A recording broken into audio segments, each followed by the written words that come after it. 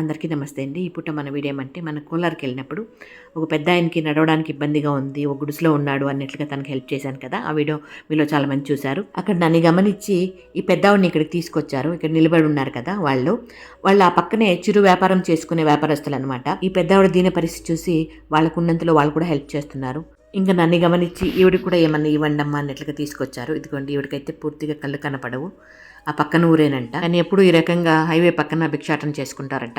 కాకపోతే మీలో చాలామంది అంటారు కదండి వాళ్ళని ఆశ్రమానికి తీసుకురావచ్చు అని.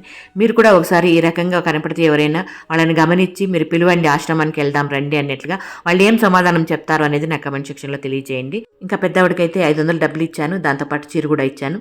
ఇంకా పెద్దవాడు చెప్పిన మాట ఒకటే, నా ఆయుష్ కూడా పోసుకొని 100 ఏళ్ళు బతుకమ్మ అన్నట్లుగా దీవిచ్చారు నన్ను. నేను చేయించిరు సహాయము, కాకపోతే ఆమె దీవెన కొండంతగా అనిపించింది.